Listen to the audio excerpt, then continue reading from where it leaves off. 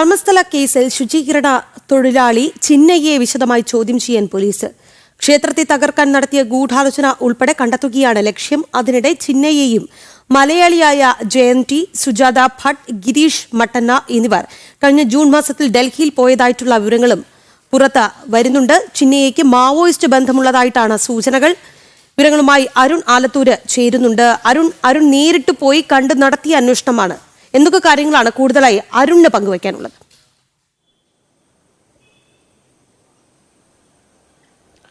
രാഖി, ഇനി ഈ ഒരു ധർമ്മസ്ഥലയുമായി ബന്ധപ്പെട്ട കേസിൽ കൂടുതൽ അറിയേണ്ടതായിട്ടുള്ളത് ഇതിന് പിന്നിലുള്ള ഗൂഢാലോചന ആരുടേതാണ് എന്നുള്ള കാര്യത്തിലാണ് ഒരു വ്യക്തത വരേണ്ടത്. ഏതായാലും നേരത്തെ തന്നെ ഈ ധർമ്മസ്ഥലയുമായി ബന്ധപ്പെട്ട മലയാളത്തിലെ മാധ്യമങ്ങളൊക്കെ ഈ നിറം പിടിപ്പിച്ച കഥകൾ വ്യാപകമായി നൽകുമ്പോഴും നമ്മൾ നടത്തിയ അന്വേഷണത്തിൽ മനസ്സിലാക്കാനായത് ഇത് ഒരു ഫാബ്രിക്കേറ്റഡ് സംഭവമാണ്. ഒരു ക്ഷേത്രത്തെയും ക്ഷേത്ര നഗരിയെയും തകർക്കുന്നതിന് വേണ്ടി ഉണ്ടാക്കിയ ഒരു വ്യക്തമായ തിരക്കഥയാണ് ഇതിന് പിന്നിൽ എന്നുള്ളത് തന്നെയാണ് നമ്മളുടെ അന്വേഷണത്തിൽ കണ്ടെത്താൻ കഴിഞ്ഞത്. അതിൽ തന്നെ നമ്മൾ കഴിഞ്ഞ ദിവസം പുറത്തുവിട്ട, അതായത് സുജാത ഭട്ട് എന്ന സ്ത്രീക്ക് മകളെ, അനന്യ ഭട്ട് എന്ന മകളെ ഇല്ല എന്നുള്ള നമ്മളുടെ വാർത്ത ശരിവെക്കുന്ന തരത്തിൽ തന്നെ അവരുടെ പ്രതികരണം കഴിഞ്ഞ ദിവസം ഉണ്ടാവുകയായി. അവർ തന്നെ തുറന്ന് സമ്മതിച്ചു അവർക്ക് മകൾ ഇല്ല എന്നുള്ളത്. തൊട്ടു പിന്നാലെ ഈ 17 സ്ഥലങ്ങളിലോളം നമ്മൾ പോയി പരിശോധന നടത്തിയതിൽ അവിടെ ഒന്നും വലിയ 32 അടിയോളം ആഴത്തിലൊക്കെ കുഴിച്ചു നോക്കിയിട്ടും യാതൊന്നും കിട്ടാത്ത സാഹചര്യം ഉണ്ടായിരുന്നു. ഏതായാലും ആ മുഖംമൂടി അണിഞ്ഞ വ്യക്തിയെ അറസ്റ്റ് ചെയ്യുന്നതിലേക്ക് കാര്യങ്ങൾ കടന്നിരിക്കുന്നു എന്നുള്ളത് തന്നെയാണ്. ആ മുഖംമൂടി അണിഞ്ഞ വ്യക്തി ചിന്നയ്യ എന്ന തമിഴ്നാട്ടുകാരനാണ് എന്നുള്ള വിവരങ്ങളും ഇന്നലെ പുറത്തു വരികയുണ്ടായി. ഏതായാലും ഈ ചിന്നയ്യയെ അറസ്റ്റ് രേഖപ്പെടുത്തി ഇന്നലെ കോടതിയിൽ ഹാജരാക്കി. കോടതി ഇപ്പോൾ 10 ദിവസത്തെ SITയുടെ പ്രത്യേക അന്വേഷണ സംഘത്തിന്റെ കസ്റ്റഡിയിൽ വിട്ടിരിക്കുകയാണ്. പ്രത്യേക അന്വേഷണ സംഘം ഇനി പ്രതിയെ കൂടുതൽ ചോദ്യം ചെയ്യും എന്നുള്ളത് തന്നെയാണ്. ഇതിന് പിന്നിലെ ഗൂഢാലോചന ആരാണ്, ഇതിന് പിന്നിൽ എന്താണ് ഇവർക്ക് ഇത്തരത്തിൽ ഇങ്ങനെ ഗൂഢാലോചന നടത്തി ഈ 100 കണക്കിന് സ്ത്രീകളെ കുഴിച്ചു മൂടി എന്നൊക്കെ പറയുന്നതിലേക്ക് ഇവരെ പ്രേരിപ്പിച്ചത് എന്തൊക്കെ ഘടകങ്ങളാണ് തുടങ്ങിയ വിഷയങ്ങളിലൊക്കെ ആയിരിക്കും പ്രത്യേക അന്വേഷണ സംഘം ഇനി കൂടുതൽ പരിശോധിക്കുക എന്നുള്ളതാണ് മനസ്സിലാക്കാൻ സാധിക്കുന്നത്. അതിൽ തന്നെ ഈ ചിന്നയ്യയുടെ പശ്ചാത്തലം കൂടി ഇപ്പോൾ പുറത്തു വരുന്നുണ്ട്. അതായത് ചിന്നയ്യ തമിഴ്നാട് സ്വദേശിയാണ്. തമിഴ്നാട്ടിൽ ഇയാൾക്ക് ഒരു LTTയുടെ ഷെൽട്ടർ ഹോമിലാണ് ഇദ്ദേഹം താമസിച്ചത് എന്നുള്ളതാണ് ഇപ്പോൾ പുറത്തു വരുന്ന വിവരങ്ങൾ. അവിടെ തന്നെ സത്യമംഗലത്താണ് ഈ LTTയുടെ ഷെൽട്ടർ ഹോം ഉള്ളത്. അവിടെ ഇയാൾ കുറച്ചു കാലം താമസിച്ചിരുന്നു. അവിടെ നിന്നാണ് പിന്നീട് കർണാടകയിലേക്ക് എത്തുന്നത് എന്നുള്ളത് തന്നെയാണ്. അവിടെ കർണാടകയിൽ എത്തിയതിനു ശേഷം പിന്നീട് ഇയാൾ മതം മാറുന്ന ഒരു സ്ഥിതിയും ഉണ്ടായിട്ടുണ്ട്. ക്രിസ്തു മതത്തിലേക്ക് ഇയാൾ മാറുന്ന സ്ഥിതിയും ഉണ്ടായിട്ടുണ്ട് കർണാടകയിൽ എത്തിയതിനു ശേഷം.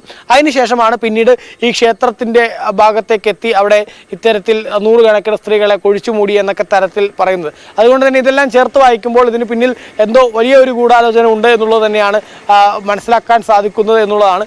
അതുമാത്രമല്ല ഈ കേസുമായി ബന്ധപ്പെട്ട് കഴിഞ്ഞ ജൂൺ മാസത്തിൽ ഇതേ ചിന്നയെയും അതുപോലെ തന്നെ ജയന്ത് ടി എന്ന മലയാളിയായ വ്യക്തിയും ഒപ്പം ഈ സുജാത ഭട്ടും ഗിരീഷ് മട്ടന്ന എന്നിങ്ങനെ ഈ 4 പേർ ഡൽഹിയിലേക്ക് പോയിട്ടുണ്ട്. അവർ ഡൽഹി സന്ദർശിച്ചതായിട്ടുള്ള വിവരം ലഭിക്കുന്നുണ്ട്. ഡൽഹിയിൽ ഇവർ ഒരു നേതാവിനെയും ഒരു പൊളിറ്റീഷ്യനെയും അതുപോലെ തന്നെ ഒരു അഭിഭാഷകനെയും അവിടെ സന്ദർശിച്ചിട്ടുണ്ട് എന്നുള്ളതാണ് ഇപ്പോൾ പുറത്തു വരുന്ന വിവരങ്ങൾ. അതുകൊണ്ട് തന്നെ ഇവർ ആരെയാണ് ഡൽഹിയിൽ പോയി സന്ദർശിച്ചത്, ആരായിരുന്നു ഇവർ സന്ദർശിച്ച അഭിഭാഷകൻ തുടങ്ങിയ കാര്യങ്ങളിലൊക്കെ ഒരു വ്യക്തത വരേണ്ടതായിട്ടുണ്ട്. അതുകൊണ്ട് തന്നെ ഇതിൽ ഏത് തരത്തിലുള്ള ഗൂഢാലോചനയാണ് ഉണ്ടായിട്ടുള്ളത് എന്നുള്ളത് സംബന്ധിച്ചുള്ള കാര്യങ്ങളിലാണ് കൂടുതൽ വ്യക്തത ഉണ്ടാവേണ്ടത്. ഏതായാലും അവിടുത്തെ ക്ഷേത്രവിശ്വാസികൾ, ആ വിശ്വാസി സമൂഹം ഒന്നടങ്കം പറയുന്നത് ഇതിന് പിന്നിലൊരു ഇടത് ജിഹാദി ഗൂഢാലോചന ഉണ്ട് എന്നുള്ളതാണ്. അതിന് അവർ കാരണമായിട്ട് പറയുന്നത് ധർമ്മസ്ഥലയെ സംബന്ധിച്ചിടത്തോളം മൂകാംബികയും ഉടുപ്പിയും ഒക്കെ പോലെ കർണാടകയിലെ ഏറ്റവും പ്രശസ്തമായ ക്ഷേത്രമാണ്. അവിടുത്തെ സ്ഥലമാണ്, ക്ഷേത്ര നഗരിയാണ്. അവിടുത്തെ പ്രശസ്തമായ ക്ഷേത്രമാണ് മഞ്ജുനാഥ സ്വാമി ക്ഷേത്രം. അതുകൊണ്ട് തന്നെ ഈ ക്ഷേത്രത്തെ തകർക്കുക എന്നുള്ളത് അവിടെ ഒരുപാട് ആളുകളുടെ അജണ്ടയാണ്. ഒന്ന് ഭൂമാഫിയാണ്. ഭൂമാഫിയയ്ക്ക് ഈ ക്ഷേത്രം സ്ഥിതി ചെയ്യുന്നത് കൊണ്ട് തന്നെ ആ മേഖലയിലേക്ക് കടന്നു കയറാനേ കഴിയാത്ത ഒരു സ്ഥിതി അവിടെ ഉണ്ട് എന്നുള്ളതാണ്. രണ്ടാമത്തേത് അവിടെ ക്ഷേത്രത്തിന് ചുറ്റുമുള്ള കടകമ്പോളങ്ങളും മറ്റുമൊക്കെ ഹിന്ദുക്കളായ ആളുകൾക്ക് മാത്രമേ നടത്താൻ കഴിയുകയുള്ളൂ എന്നുള്ളൊരു നിയമം ഒരു 2 വർഷം മുമ്പ് കൊണ്ടുവന്നിരുന്നു. അതുകൊണ്ട് തന്നെ അത് അംഗീകരിക്കാൻ കഴിയാത്ത മറ്റ് മതവിഭാഗങ്ങളായിരിക്കും ഇതിന് പിന്നിലുള്ള രണ്ടാമത്തെ കാര്യം എന്നുള്ളതാണ് വിശ്വാസികൾ പറയുന്നത്.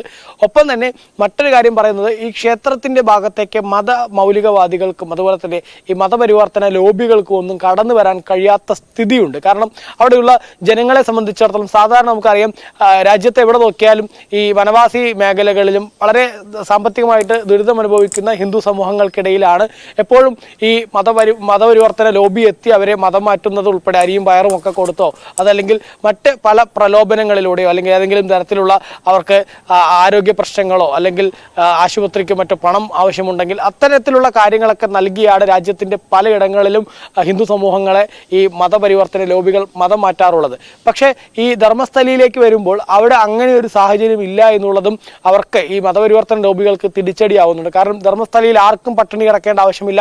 അവിടെ മിക്ക സമയത്തും ആ ക്ഷേത്രത്തിൽ തന്നെ അന്നദാനം നൽകുന്നുണ്ട്. എപ്പോഴും ആളുകൾക്ക് ഭക്ഷണം കഴിക്കാൻ വേണ്ടി അവിടെ ക്ഷേത്ര നഗരിയിൽ സാധിക്കുമെന്നുള്ളതാണ്. മാത്രമല്ല അവർക്കൊന്ന് ഉറങ്ങണമെങ്കിൽ സൗജന്യമായിട്ട് ഉറങ്ങാൻ വേണ്ടിയുള്ള മുറികൾ അവിടെ അവൈലബിൾ ആണ്.